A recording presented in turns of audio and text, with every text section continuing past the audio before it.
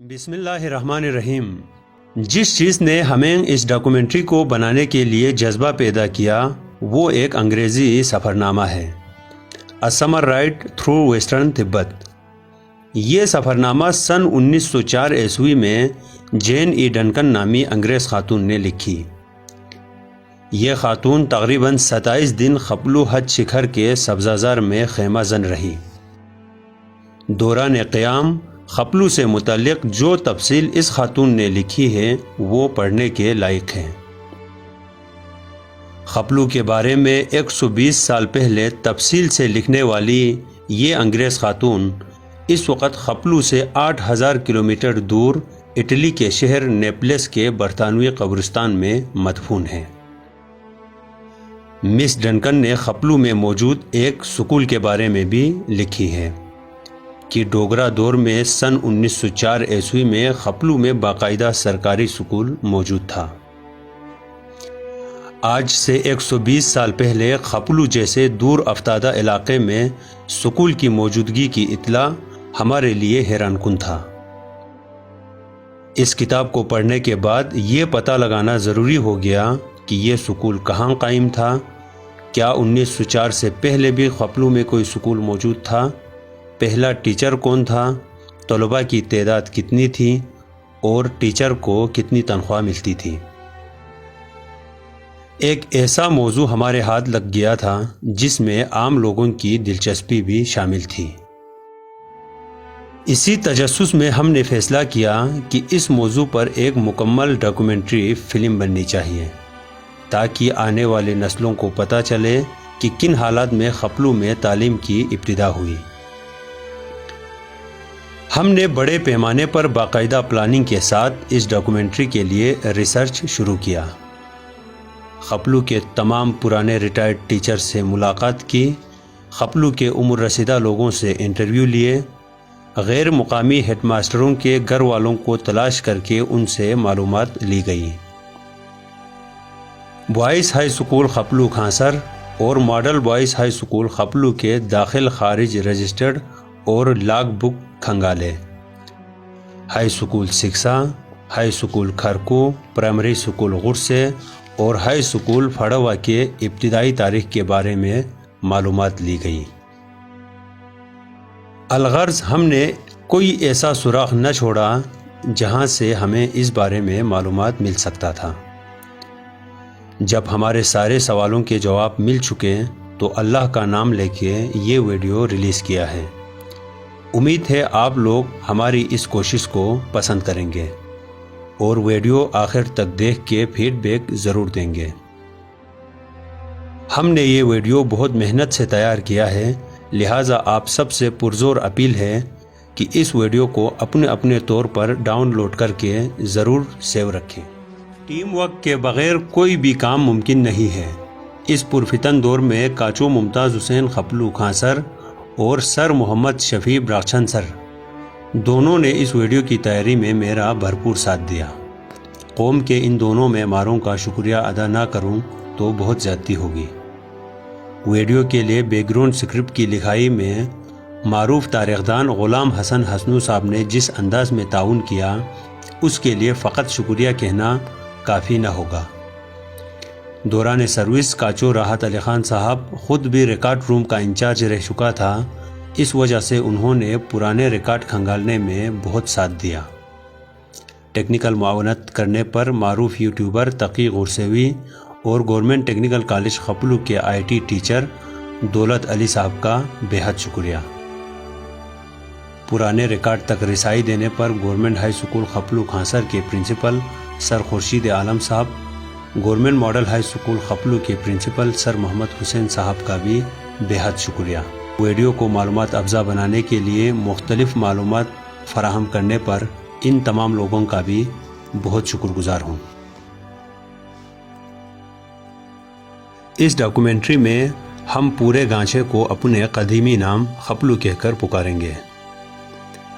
خپلو کی سرحدیں ایک طرف بھارت سے ملتی ہے تو دوسری طرف چین کے شہر یارقند سے ملتی ہے۔ جنوب میں اس کی سرحدیں کھرما سے اور مغرب میں اسکردو سے ملتی ہے۔ یہاں کے باشندے بلتی کہلاتے ہیں۔ اسلام کی آمد سے پہلے یہاں بونچھوس مذہب کے ماننے والے تھے، اس کے بعد بدھ مت رائج ہوا۔ 14ویں صدی عیسوی میں امیر کبیر سعید علی ہمدانی کی آمد کے بعد لوگ جوق در جوق اسلام میں داخل ہوئے۔ خپلو میں اس وقت 100% آبادی مسلمان ہے اور نوربخشیہ اہل تشیع، اہل حدیث اور اہل سنت فرقوں سے تعلق رکھتے ہیں۔ خپلو میں تعلیم کی ابتدا کب ہوئی، اس حوالے سے ہم نے ڈاکومنٹری کو 6 حصوں میں تقسیم کیا ہے۔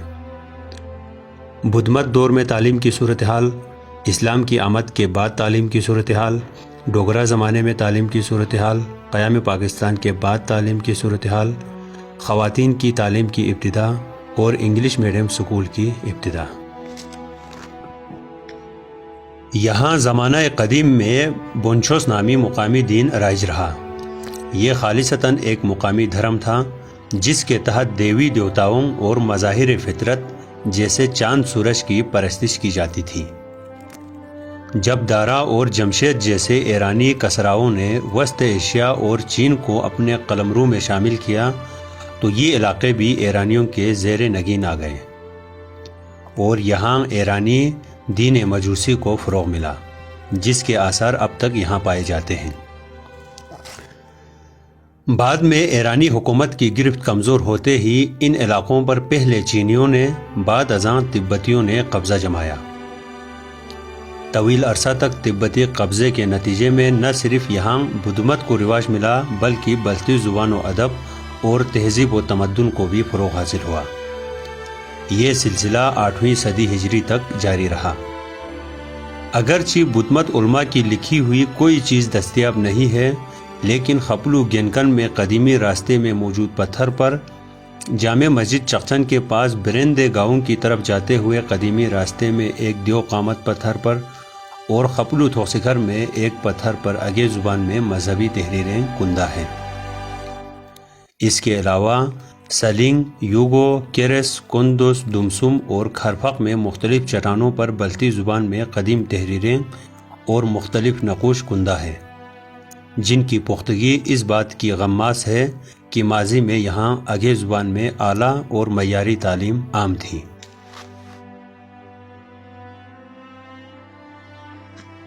14ویں صدی عیسوی میں ایرانی مبلغین اسلام کے ہاتھوں دین اسلام کی منظم اشاعت شروع ہوئی۔ 1381 میں میر سید علی ہمدانی، 1447 میں شاہ سید محمد نوربخش قہستانی اور 1505 عیسوی میں میر شمس الدین عراقی بدھ شکن نے یہاں کے تبلیغی دورے کیے۔ اشاعت اسلام کے بعد اہل علاقہ نے نہ صرف اپنے مقامی دین بونچھوس اور بدھ مت کو ترک کیا بلکہ بلتی زبان کی رسم الخط سنسکرت دیوناگری کو بھی خیرباد کہہ دیا اور آگے رسم الخط کی جگہ فارسی رسم الخط کو اپنا لیا۔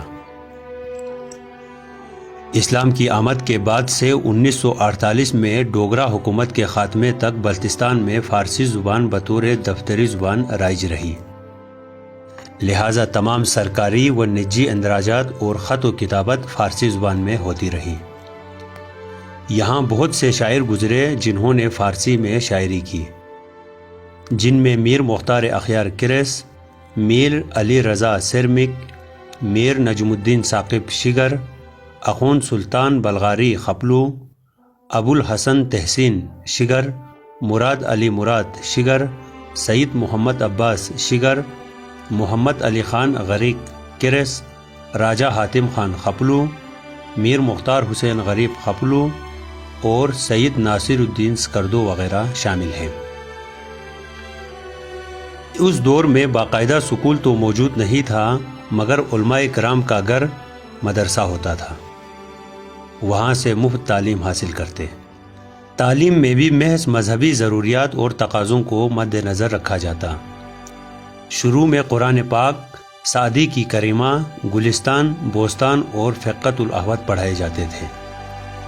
بعد میں روضۃ الشہداء، مشکات المصابیح، مودت القربہ، ابواب الجنان اور صرف و نحو کی کتابیں بھی پڑھائی جانے لگی۔ علماء کے گھروں کے ذریعے علم و ادب خاص طور پر فارسی زبان کو بڑا فروغ حاصل ہوا۔